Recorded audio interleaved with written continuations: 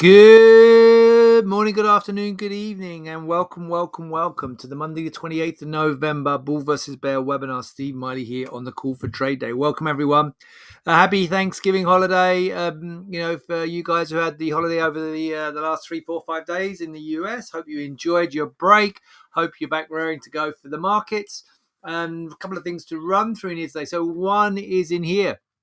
So in here, if you go to in the trading room, over here on, actually not in the trading room, in the members area, sorry. If you go to trading education over here, Technical Tuesday, you can see here now added in. We are launching hopefully on Tuesdays. I can't promise it's going to be every Tuesday, guys, just because of commitments, etc. But we're going to try and keep it to Tuesday. You might jump around to be Technical Thursday or something. I don't know. But we'll try and do Tuesdays. It's going to be short, right? Don't expect me on here for hours. I'm going to just do little bite-sized topics in here. So it's on this tomorrow, Tuesday the 29th. We're kicking it off. It's 9:30 Central, 10:30 Eastern.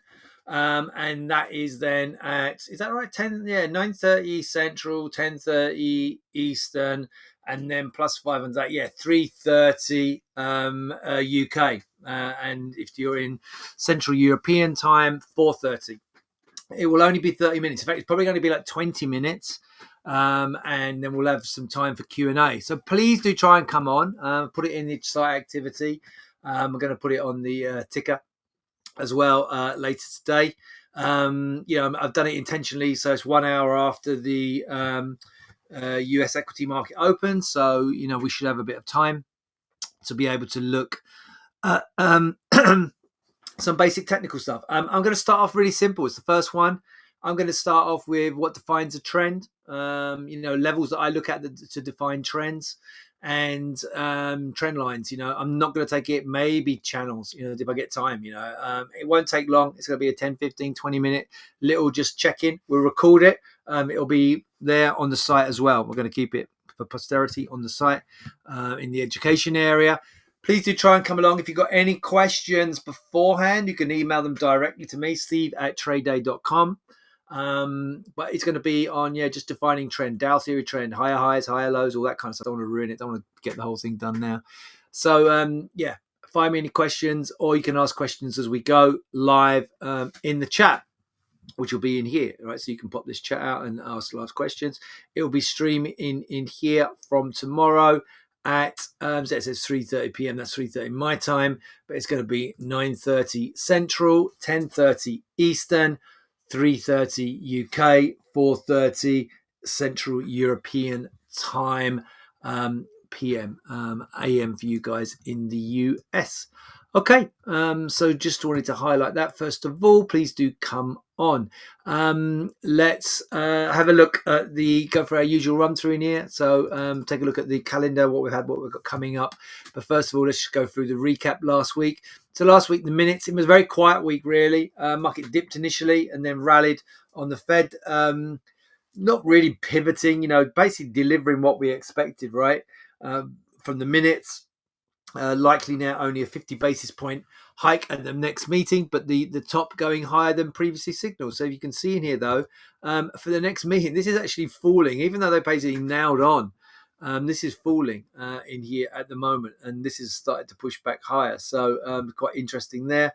If you go out to the middle of last year, the peak is up, where the Fed basically telling us, around 5 to 525. But then this time next year, we're looking then for a cut. First cut coming by November of next year. Actually, potentially now as early as September of next year, being priced in with the peak coming next July.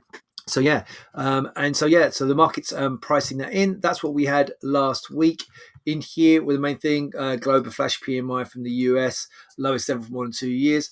Chinese stocks, the Chinese are grabbing the headline for different reasons this morning, but last week, new coronavirus restrictions. So it's kind of because of this. So they were down with that because of new restrictions, but actually not actually was slightly positive. That pulled them lower. But then the authorities did signal last week supportive measures to stimulate the economy, particularly in the housing market. So markets ended up slightly better last week. High level consolidation, consolidating the big rally we had 2 weeks ago now. After the US CPI release, European Asian stocks were firm. Yields pushed lower towards multi-week yield lows last week. Two 10-year curve flattened. Dollar pushed lower to monthly lows in here. Oil price went lower and lower again today. Let's look ahead into this week. Nothing really of note for us today. Australian retail sales. I'll go to the calendar shortly. Tomorrow we do get German CPI and Canadian GDP, so another quiet day from the US. And then Australian CPI kicks us off with German employment on Wednesday. Really, the focus is going into Wednesday. We get the ADP employment change data. We get US GDP and PCE, also US PCE again on Thursday. We get the S&P Global and the US ISM PMI on Thursday. That's going to be important. And then the US and Canadian employment reports both on Friday. So really, it's a very quiet start to the week. So don't expect too many fireworks today, although we are significantly lower this morning because of what's going on in China. We'll talk about that shortly. But yeah, we've got it really kicks off from the ADP employment change in the US and then US GDP and PCE. And then also, I forgot Powell speaks as well. Powell speaking on Wednesday.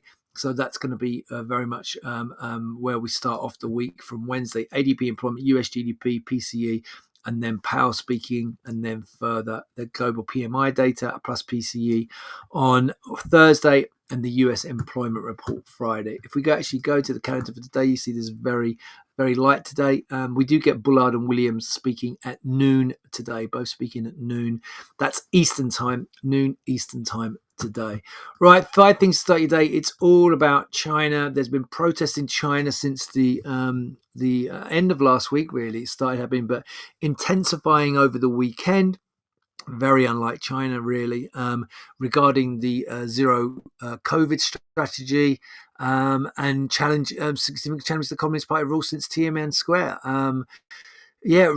Markets really wobbled by this. Chinese markets got significantly hit. Apple's been hit because some of it's around their manufacturing hub in Zhengzhou, and so likely to result in production shortfalls of up to 6 million iPhones Pros this year. So I've getting hit there, Apple getting hit, and wider stocks. Obviously Chinese stocks all got hit. Asian stocks pulled lower. European stocks lower this morning, and US futures aiming lower because of this. And then Goldman Sachs came out that China may end COVID zero earlier than expected, maybe because of these policies. So it could end up being a positive, for markets in the long run. But for now, certainly a negative. Obviously, highlighting here, we've got payrolls coming up this week. Stagflation concerns in here. We were going to recession while still having inflation, and stocks lower this morning. And we've got coming up Williams and Bullard. We've covered all of that already. So if we go in here, it's all been about China in here, and it's the biggest impact has been really on oil. Oil grabbing the headlines, obviously slowdown in China, slowdown in global growth, and slowed therefore and significantly impacting oil. So oil notably lowering this morning. Oil companies prominent amongst declines alongside Apple. Okay, so oil getting hit significantly on the downside, and all the articles are going into turmoil against China markets, a COVID protest, cloud reopening. Oil plunges to lowest since 2021. China unrest rattles markets. China protests fuel some bets for an earlier COVID exit. So we've discussed that, Goldman looking for that. And then again, China unrest fuels haven bid. So safe havens going up. Yen hits 3-month high as funds pile into the safe haven yen. And again, in here, that was all from Bloomberg, from Reuters, Wall Street futures slip and China COVID woes, Apple down. And then some stuff in here from Black Friday. So actually, I haven't actually managed to read both of these, but so Black Friday online sales hit record despite high inflation from Adobe Analytics, but then also muted Black Friday for US retail stocks as holiday shopping kicks off. So I think the difference here is that this is Black Friday online has been good, record levels, but the store sales, the Black Friday store sales, holiday shopping kicks off a little bit disappointing. But that's just probably a bigger trend, right? Cyber Monday set for record sales of $11.2 billion. Shoppers waiting for discounts. That's today, obviously. And then going back to the China story from Reuters, oil prices erase 2022 gains as China protests spark demand worries. And again, on their morning bid, this is the Reuters equivalent of 5 things to start your day: China, COVID, and crude. And China's anti-lockdown protests shake stocks and oil. And then if we look at European exchanges, between 0.5% and 1%, mostly about 1% lower in here today. FTSE's only down a third in here. But German and the CAC, the German index, the DAX, and the CAC, the French index, are down just under 1% this morning. And if we go and take a look at the US, having had a firm close on Friday, we're down between about 0.2%, 0.5% on the Dow, 0.7 on the S&P, nearly 0.7 on the Nasdaq. So yeah, looking a little bit more negative. Let's take a look at the charts. I mean, not a huge amount, just kind of drive us into today, despite the setback in here. I mean, it's been significant in here. The setback, obviously Friday was a very, very quiet day in here with the markets on our partial day.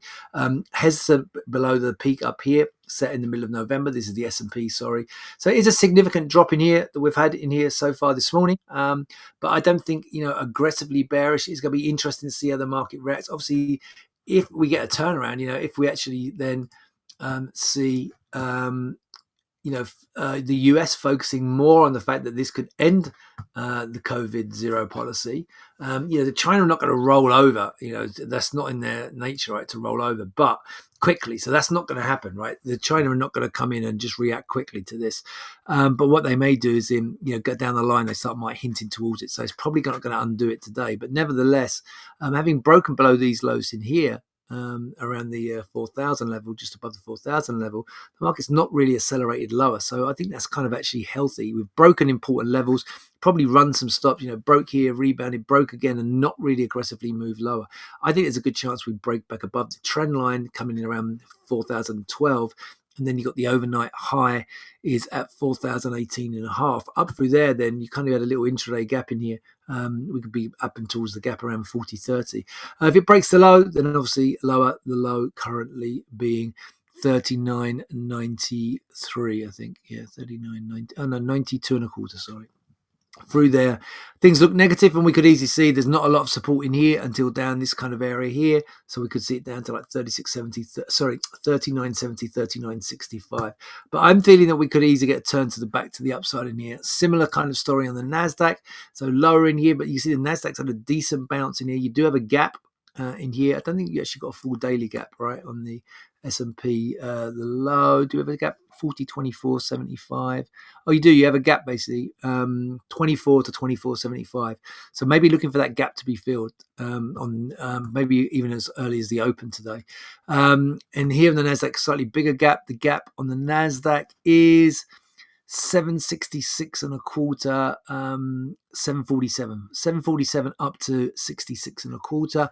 And if you look on the Nasdaq, it's a better bounce you had there, kind of stuff. We had a decent bounce in it. And then if we go and look at the same like little down trend line that I drew there, okay, you argued we've already broken that trend line, and if you redraw it out there, we're breaking it again. So really that's the proper trend line you should be drawing through there. Okay, so the market kind of broke it, went back below, and again we took out these supports up here.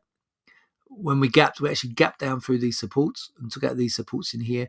These are back from the 23rd, so just pre-Thanksgiving. Okay, and now you can see the market kind of rejecting it and trying to get back above this breakdown area here. I think we could easier go back and have a look at the gap. And you can see we broke down through these supports, accelerated, ran the stops, tried to go lower again, only just lower, then reversed the trend line, and then went lower and only just lower. So you're kind of getting almost like a little wedge pattern down here, right? So the market kind of, the lows are kind of wedging out. Yeah, so you've got the more accelerated move here, and the lows forming a base in a kind of a wedge pattern. And we've reversed that, back above the, the overnight, this little overnight rebound peak in here, which is 729 and a quarter. Looks more positive. Then it quickly aims for the gap and then back up towards like 11.80 830, 11, 840 up into this area up here. So yeah, I'm tentatively positive in here, but obviously, and obviously, we shouldn't be getting any new fresh news out of China. Let's take a look at gold and oil. Gold in here, gold getting a slight bid, obviously maybe a safe haven bid coming into gold in here at the moment. They've kind of been very, very sideways. And then we did get that, if I just go back to that chart there, you did get the hammer here back on gold, signal a little base, and been grinding higher since then through the Thanksgiving holiday. And for me, yeah, you've got this base gone in gold now, reversed the trend line, higher highs and higher lows, double bottoms gone in down here, okay, within a pattern. So it's not really a perfect double bottom, but as a little double bottom goes in through here. And now we're getting a bit of a correction. So for me, there's upside in here, up towards, back up through the recent high. The overnight high is 63.5 and back up to this area up here around 70, 72 kind of area. I think we could aim for today on gold. Let's take a look at oil daily first of all. Remember on the January contact, and there's oil getting smashed on the downside. Took out the lows in here from early this year, from the end of September.